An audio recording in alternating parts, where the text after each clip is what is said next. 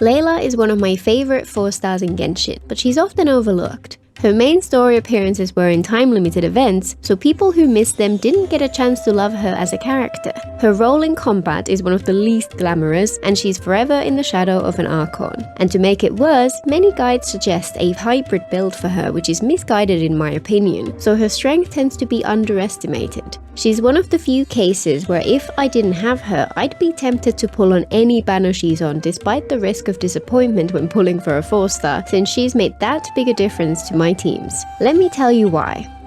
Layla was absent in the Sumeru Archon quests and instead has only appeared in the game via events and her hangout quest, which I find really sad since I adore her as a character.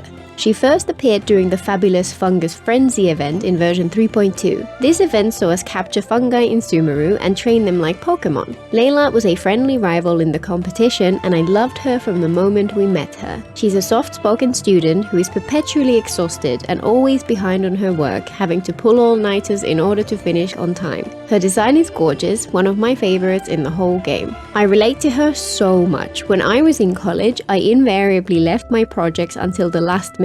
We were typically given 2 to 3 months to complete each one, but I would always start just a week before the deadline and end up pushing through without sleep for the final couple of days in order to finish on time. My lecturers often gave other people extensions despite saying this is the last time every single time, which completely drove me up the wall. So Layla really hit a chord with me. In the fungi event, Layla also befriends Yaemiko of all people. Another one of my favorite things in Genshin is to see characters from different backgrounds interact, so Layla's introduction was top tier for me.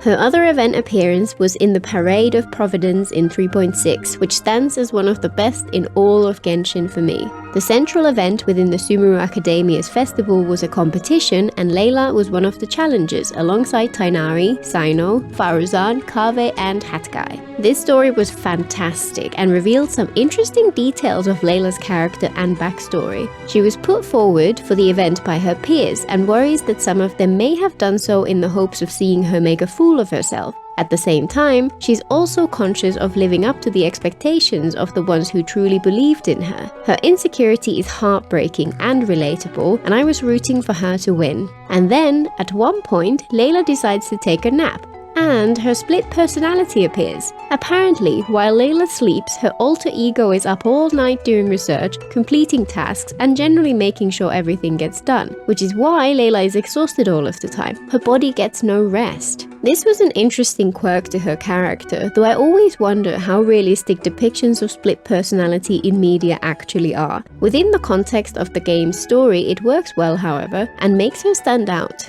Layla's hangout quest was both a perfect blend of all the reasons I dislike hangouts and conclusive proof that the idea I had always thought would fix my problems with them would be just as big a failure in the end. It has bouts of excessive dialogue which don't move the story forward, poorly positioned checkpoints which require you to sit through those painful conversations multiple times, conflicts with other quests which can prevent you from actually playing the damn thing without completing 5 others beforehand, and horrendous thought bubble problem-solving user interface which is the scourge of Sumeru, and more. But despite the flaws, her hangout does a fantastic job of showcasing her issues and her strengths. Unlike many other hangouts, the questlines are diverse and interesting, though spoiled for me by the frustration of dealing with the problems. And even better, they actually show her going through character growth, and on multiple levels, no less. This was exactly what I had always felt was missing from Genshin's hangout. However, as I've been planning to explore in more detail in a future video, Layla's growth in her hangout presents a big problem. It's unlikely to be permanent. It's hard to tell how each hangout story thread relates to the canon series of events, but for me, they feel like alternate timelines. As a result, Layla's growth in each different thread is tragically locked away since they can't have all happen simultaneously, and instead, any future appearances will likely revert her to her traumatized, sleepy self. While I still love her as a character, it's sad that not only are most of her appearances hidden in past events that new players will not experience, but whenever she does make another appearance, all her character growth will likely be treated as if it never happened. Layla first became playable in version 3.2 on a banner with Yamiko and Child as the 5 stars. I didn't particularly want either of the featured characters, but I really wanted Layla. And since I was on my 50-50, I decided to risk a few temples on Yaya's banner. Layla played hard to get, and I decided to keep going. At around 80 wishes, the star turned gold and Yamiko appeared.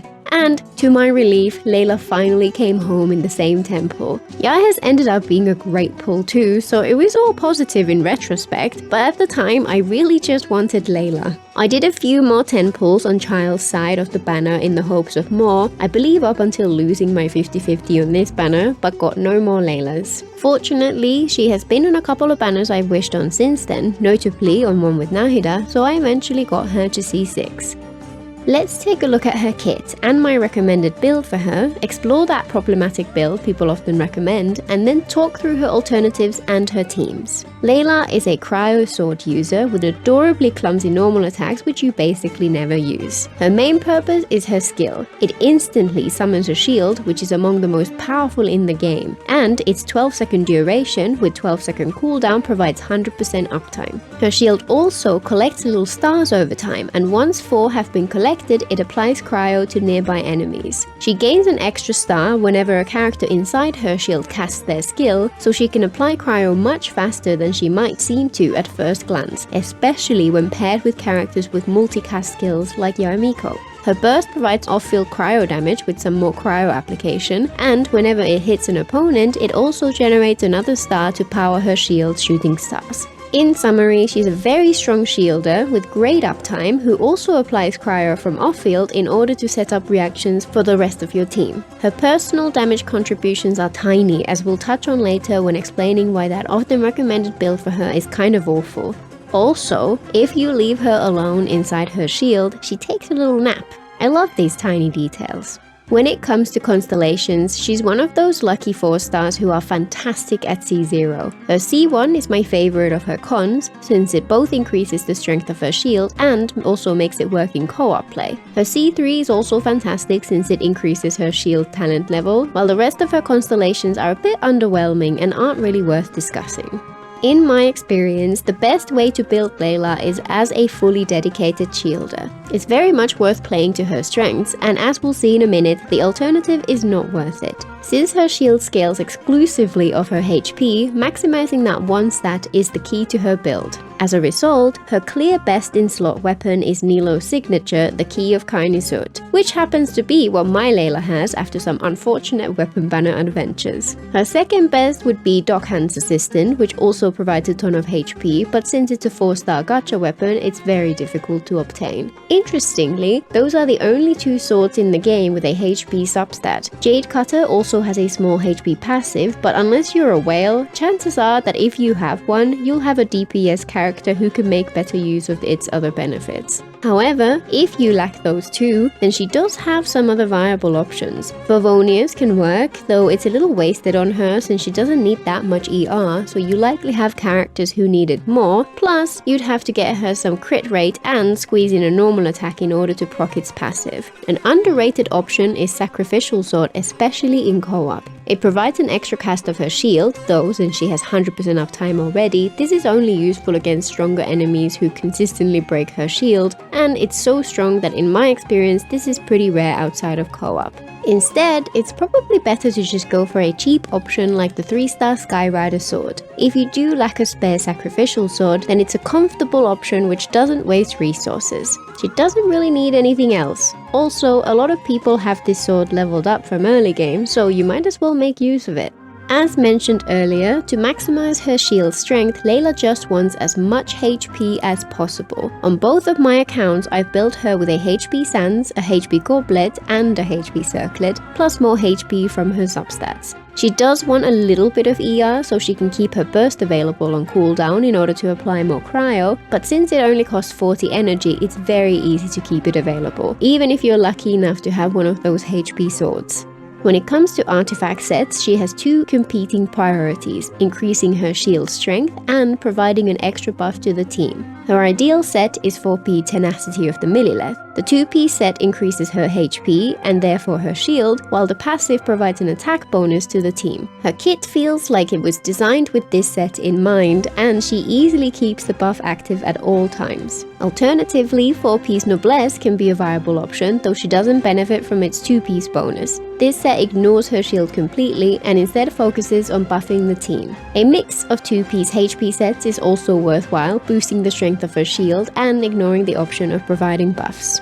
So now that we've seen what I recommend, let's compare to that alternative build. You'll often see people aiming for Layla to provide some damage as an off-field DPS, but in my opinion, this is not worth it. The idea is to give her a decent amount of HP to keep a viable shield, while also giving her some cryo damage, attack, and crit stats where possible. In this build, you'd give her a crit weapon such as Jade Cutter, Mist Splitter, or probably her most popular option, the 3-star Harbinger of Dawn. She would usually get a HP Sands, a cryo damage goblet, and a crit circlet for this build with a 4-piece Blizzard or 4-piece Emblem artifact set. However, no matter how well built, her damage remains extremely weak. The footage you're looking at right now shows Layla using my Ayaka's weapon and artifacts, including an attack Sands to boost her damage even further, and her damage is still negligible. And worse, her shield in this build is half as strong, an absolutely atrocious trade-off in my opinion. And remember, you'd also be reducing the damage provided by your DPS character due to removing a 4-piece Tenacity or Noblesse buff. Even with a team built entirely to boost her damage with Shenhe, Kazuha, and Thrilling Tales Kokomi, she managed to do 26k damage per tick, so somewhere over 100k per rotation, varying depending on how many skills the team uses and how many times she causes damage as a result. As much as I'd love for her to also work as a sub DPS, she's better off left as a pure shielder in my opinion.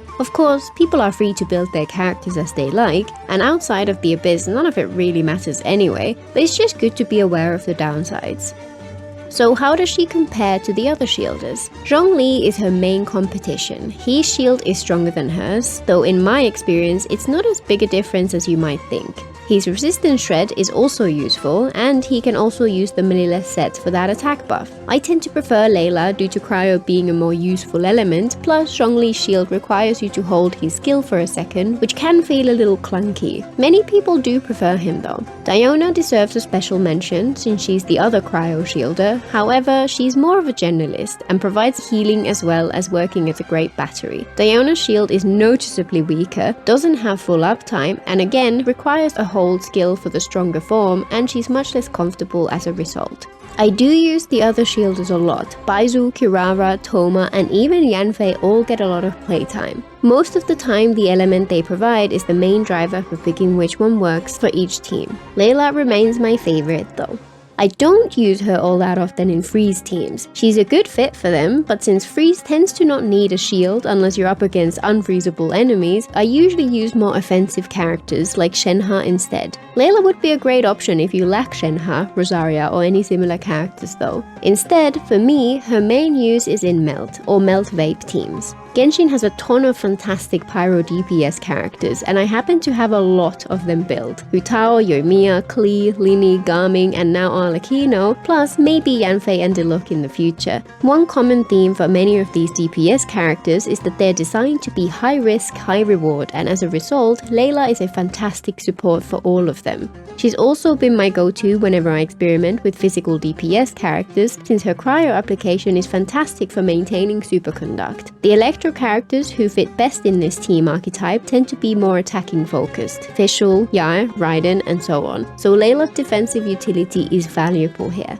She's also a regular fixture in one of my Novelette teams since my Ottoman is C0 and thus pretty much must be played with a shield. He also benefits from having a mix of elemental reactions, so she's a perfect fit for him. I've also used her on occasion with Navia, who again is happiest when paired with a variety of elements, though since she's generally quite comfortable defensively due to all the crystallized shields she generates, a shielder isn't as essential in her teams. And of course, since Layla's shield is created by her skill, she's extremely comfortable in the overworld. Overall, Layla is a brilliant character who thrives in her niche, and I absolutely adore her. She is the personification of exhausted university students, and my only regret for her is that the growth she shows in her hangout is arguably not canon. For teams which benefit from a shielder, she's absolutely my first pick, even ahead of Zhongli, and in terms of raw strength, she's up there with him at the top of the list. Now, I just want a similar pure shielder from all the other elements. Until next time!